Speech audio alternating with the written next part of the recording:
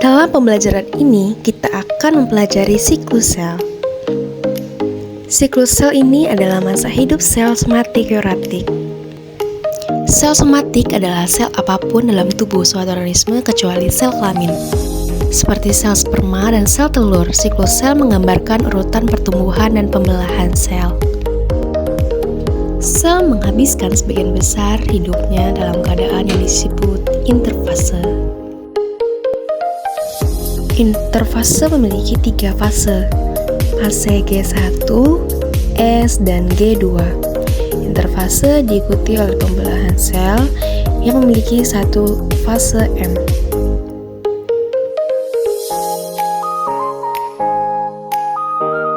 Bersama-sama, keempat fase ini membentuk seluruh siklus sel.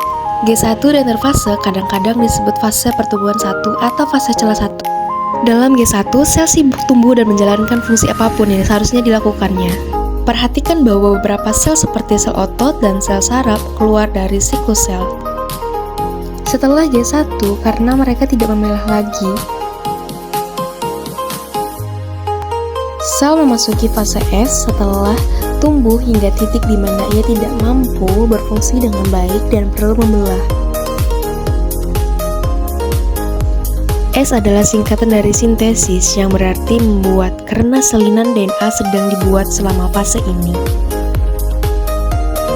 Setelah replikasi DNA selesai, sel memasuki bagian terpendek dan terakhir dari interfase yang disebut G2 sebagai fase pertumbuhan 2 atau fase jeda 2. Saat ini cukup untuk mengetahui bahwa persiapan lebih lanjut untuk pembelahan sel terjadi pada fase G2.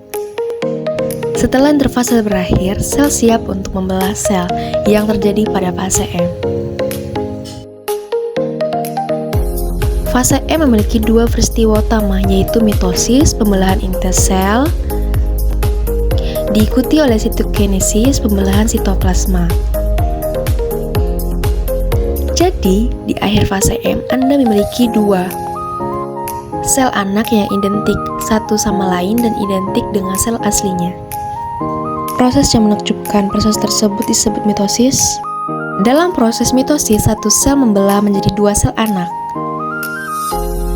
Profase adalah langkah pertama mitosis. Pada tahap ini, selubung nuklir menghilang dan sentriol berduplikat dan bermigrasi ke kutub yang berlawanan, serta serat Windel terbentuk.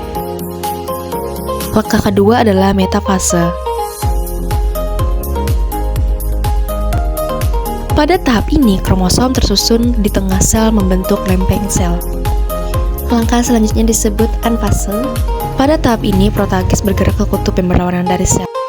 Langkah selanjutnya disebut fase stellar, di mana selubung nuklir terbentuk kembali dan kromosom kembali menjadi kromotid. Langkah selanjutnya disebut sitokinesis, di mana membran sel mengalami invaginasi dan sel membelah menjadi 2 sel. Dengan cara ini, proses mitosis membantu membentukkan sel-sel baru di tubuh Anda. Mari kita tinjau siklus sel. Siklus sel menggambarkan siklus hidup sel individu. Siklus sel memiliki 4 fase, 3 interfase, dan 1 untuk pembelahan sel. Sebagian besar pertumbuhan dan fungsi sel terjadi selama G1. Sel memasuki fase S ketika perlu membelah. Pada fase ini, sel mereplikasi DNA-nya. Replikasi berarti sel membantu salinan DNA-nya.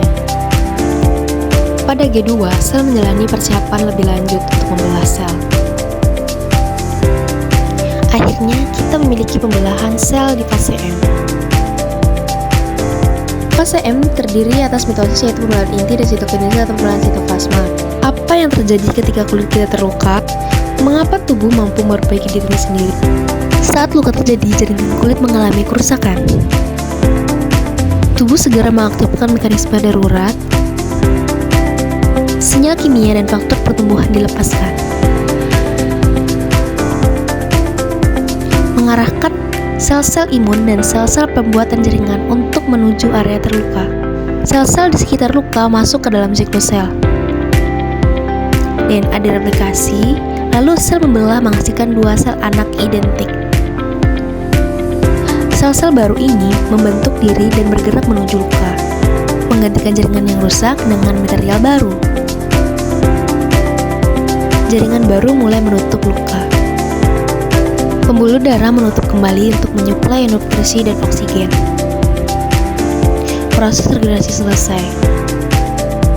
Struktur kulit kembali pulih dan luka sembuh sepenuhnya. Siklus sel adalah kunci utama dalam memperbaiki jaringan tubuh. Tanpa pembelahan sel, proses penyembuhan ini tidak akan mungkin.